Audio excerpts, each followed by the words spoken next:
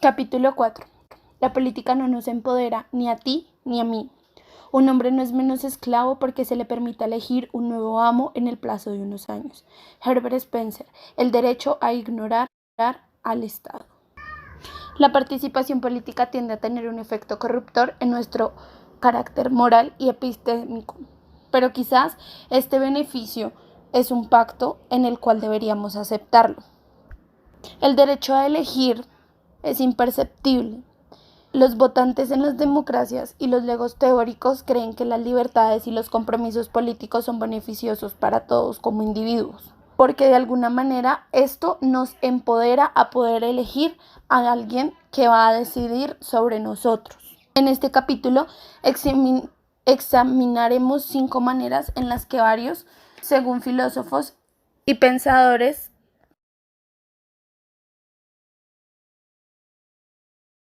la posesión de las libertades políticas y la participación en la política podrían empoderar a los individuos, bajo los 5 preceptos: consentimiento, interés, autonomía, no dominio y desarrollo moral. Se sostiene que la libertad y la participación política no te permiten consentir al gobierno. Normalmente no promueven tu interés, no aumentan tu autonomía de forma significativa, no te protegen del control y no contribuyen a tu desarrollo moral como persona libre e igual. En el capítulo nos hacen el ejemplo de un empoderamiento. Si te encuentras un billete de $5 en la acera, que si posees el derecho al voto, a presentarte a un cargo político o a participar en la política, Stanton y Shelby estarían equivocados.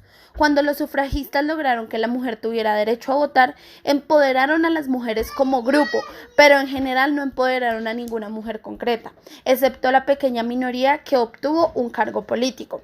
De ahí podremos datar el ejemplo de que el empoderamiento no es colectivo, sino simplemente es individualista, y se va el empoderamiento hacia un campo y hacia el centro donde vaya la distribución del poder.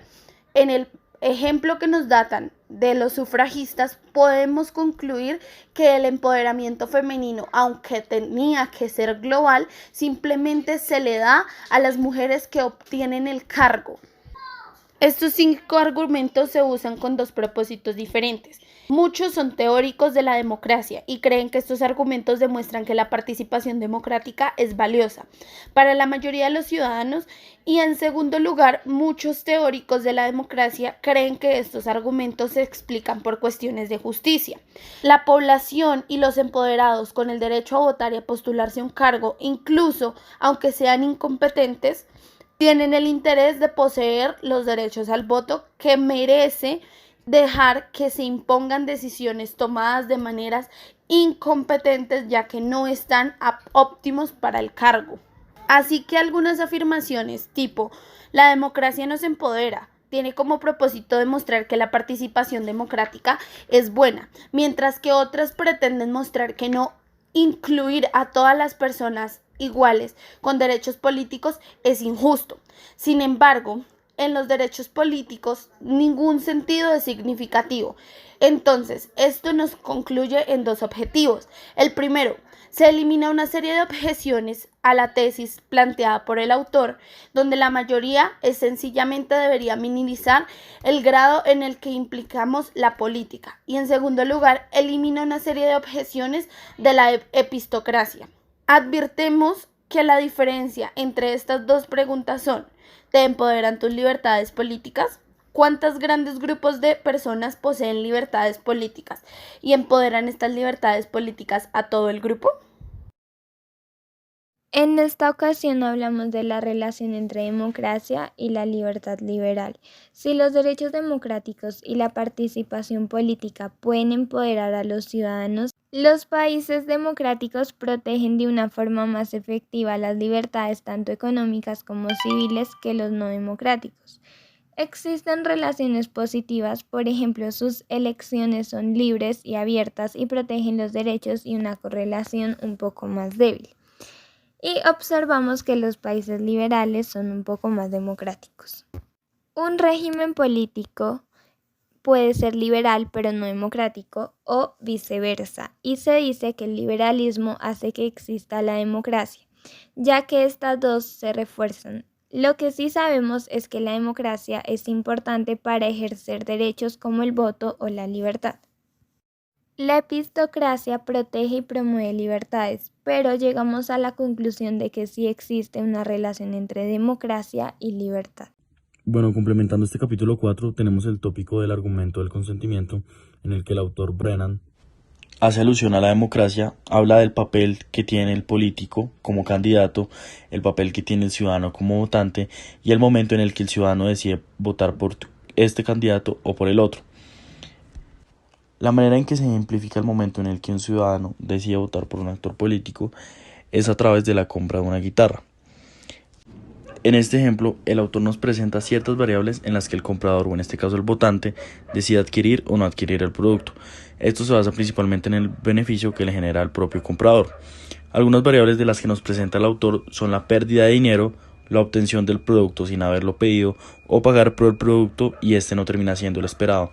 Esto hace alusión básicamente a las falsas propuestas políticas. De un paciente de un acto diagnóstico, después de haberle comunicado adecuadamente su situación clínica. En política se puede dar la definición de que el consentimiento informado es una cultura y culminación en el desarrollo de la misma manera que los derechos humanos lo son de las relaciones humanas en general. Según un estudio, la mayoría de los ciudadanos es ignorante y desinformada acerca de los temas de la política, pues no conocen qué candidatos ni las propuestas que tienen, o no conocen algún hecho político básico. Y algunos ciudadanos sí tienen la base de conocimiento de estos. Se han conocido casos donde los candidatos a las elecciones le mienten a los ciudadanos con el beneficio de obtener votos. Es por esto que un consentimiento informado requiere de divulgación, entendimiento, capacidad y voluntariedad. Según esto, podemos observar que los ciudadanos no manifiestan un consentimiento informado, ya que no tienen una información clara y concreta de esto. Otro argumento popular sostiene que las libertades y la participación política son valiosas porque nos ayudan a promover nuestros intereses. Entre muchos de los ciudadanos que viven en democracia, el argumento de los resultados supone una justificación habitual a la afirmación que establece que las libertades políticas y la participación son valiosas. Esta no se cumple en parte porque los votos individuales de hecho casi no tienen valor instrumental. Los resultados exageran el valor de las libertades políticas del individuo en lo que respecta a su habilidad para hacer que el gobierno sea receptivo a sus intereses. Los individuos pueden influir en los resultados electorales aun cuando no imitan el voto decisivo. Se podría decir que al votar al menos puedes cambiar el margen de victoria y ayudar a determinar si un candidato cuenta o no con un mandato. Por desgracia, excepto en circunstancias excepcionales, nuestras acciones individuales no tienen efecto perceptible. Por lo que se refiere a nosotros a nivel macro, las cosas seguirían exactamente igual a como lo harían si nos abstuviéramos de participar o incluso si participásemos, independientemente de por quién se votara o de cómo se participara. No suponemos ninguna diferencia. La participación de cada uno no hace que el gobierno responda a nuestros intereses. La democracia no está pensada para empoderar a los individuos, está destinada a restar poder a los individuos en favor de grandes grupos. La democracia nos empodera, pero no a ti ni a mí. Para empezar, el sentirse como en casa es una metáfora utilizada para explicar las libertades. Existen tres premisas del argumento de la construcción social. Primero, toda persona tiene un interés fundamental en vivir en un mundo donde pueda sentirse como en casa. Segunda, para satisfacer este interés, toda persona necesita que su mundo sea suficientemente receptivo a sus opiniones y asumir una participación adecuada en un proceso de la construcción social. Tercero, para hacerlo, toda persona necesita estar en posesión de las libertades políticas y ser capaz de ejercitarlas con los demás en igualdad. Y cuarto, por lo tanto, toda persona necesita estar en posesión de las libertades políticas. La tercera premisa afirma que necesito las libertades políticas para participar en el proceso de construcción social y hacer que el mundo responda adecuadamente a mis intereses. Por lo tanto, una interpretación de esta podría decirse que cuando yo tengo derecho a votar y a presentarme a un cargo político, adquiero el poder de contribuir a que el gobierno sea receptivo a mis intereses. Se supone que las libertades políticas nos ayudan a sentirnos como en casa. Nuestras casas son nichos, un lugar donde nos sentimos cómodos, y aunque no nos sintamos completamente cómodos en la sociedad, es habitual que por lo menos podamos encontrar nichos dentro de ella donde nos sintamos como en casa. Si te sientes como en casa en la sociedad donde vives, es porque te has acostumbrado a ella, no porque ella se haya habituado a ti. Las libertades y la participación política solo nos empoderan en circunstancias especiales. Los argumentos de autonomía y de construcción social no son válidos por las mismas razones de que no lo eran los argumentos de resultados. Para que esto se pudieran cumplir, los ciudadanos deberíamos contar con más poder e influencia como individuos. Esta mala relación amo-esclavo se defiende una particular concepción de la libertad, incluyendo la teoría de cómo el proceso político puede proteger esa libertad. Petit considera que de cierto modo se sigue siendo menos libre que los que no son esclavos y que aunque el amo no interfiera o no controle al esclavo, este mantiene el derecho y la capacidad de hacerlo. Asimismo, se cree que se necesita un concepto nuevo de libertad como ausencia de dominación.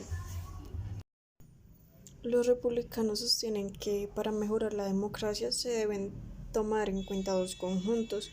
En primer lugar, los cuerpos legislativos deberían presentar la justificación de sus decisiones donde se pueda cuestionar y debatir esas razones. En segundo lugar, los republicanos afirman que la igualdad política formal no es suficiente. Piensan que se necesita la democracia deliberativa antes y después de tomar decisiones. Los republicanos, a diferencia de los liberales, niegan que los ciudadanos bajo un dictador liberal benevolente sean libres. Aparentemente los liberales no pueden explicar por qué los esclavos no son libres. La epistocracia es compatible con la libertad republicana. Esta podría conservar las demás mejoras que defienden los republicanos: los foros deliberativos, los tribunales de apelación de los ciudadanos, los límites en los gastos de campaña, entre otros. La idea republicana es que uno disfruta de la libertad como no dominación cuando existen suficientes controles institucionales impidiendo la dominación a voluntad. También los republicanos pueden objetar que una epistocracia copiará sus instituciones preferidas: controles y contrapesos, foros deliberativos competitivos, entre otros. Los ciudadanos carecerían de estatus igualitario. La pregunta que nos incumbe hoy en día es si desarrollar dos facultades morales.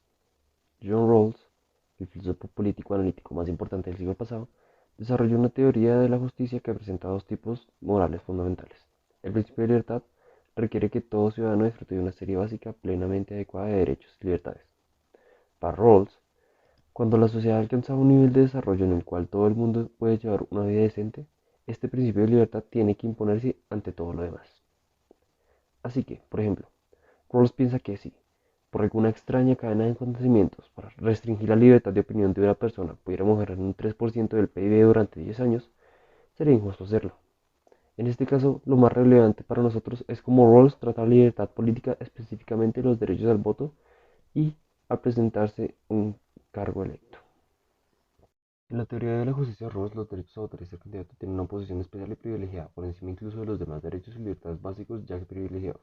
Rawls dice que la justicia requiere que los ciudadanos tengan garantizado el justo valor en sus libertades políticas. Más bien, lo que resulta aquí interesante en primer lugar es que Rawls sostiene que los derechos a votar y a representarse en un cargo electo están entre nuestras libertades básicas y en segundo lugar, que los derechos políticos tienen un estatus superior a nuestras otras libertades. Las dos facultades morales son, según Rawls, la capacidad de desarrollar una idea de la buena vida y la capacidad para concebir una idea de la justicia. Para Rawls, estas dos facultades son el motivo por el que los seres humanos son seres morales merecedores de una condición especial. Freeman detalla que una libertad es básica solo si es necesario que todos los ciudadanos tengan para desarrollar las dos facultades morales. Para ilustrar el test de Rawls-Freeman, pensemos en el debate que mantiene el teórico político John Tomasi y Freeman sobre lo que puede ser considerado una libertad básica. Tomasi sostiene que deberíamos ampliar la lista de las libertades básicas para incluir ciertos derechos económicos capitalistas como la libertad de contrato o el derecho de poseer propiedades productivas.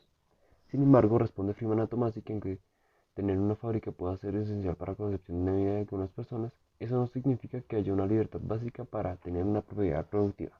Una libertad sea básica, dice Freeman, debe ser esencial la capacidad de que toda persona razonable tiene de desarrollar una idea de la buena o de la justicia. Eso significa que las libertades capitalistas no superan el test de Rawls-Freeman.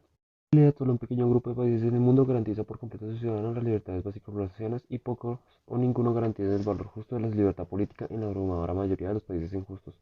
Con todo, la inmensa mayoría de las personas desarrollan una idea de justicia y una concepción del bien a pesar de carecer de esas libertades básicas o bien no tener esas libertades protegidas a niveles de Rawls y Freeman creen necesarios.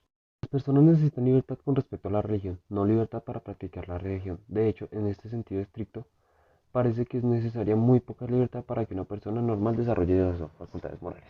Es fácil imaginar a gente desarrollando las dos facultades morales sin tener mucha libertad, y se pueden encontrar ejemplos históricos de personas que han desarrollado sus dos facultades morales a pesar de carecer una buena parte de su libertad. Parece que si Rawls y Freeman tienen razón sobre que hace alguna libertad básica, entonces esencialmente nada es una libertad básica, casi ninguna libertad es en realidad necesaria para que todo el mundo desarrolle sus facultades morales.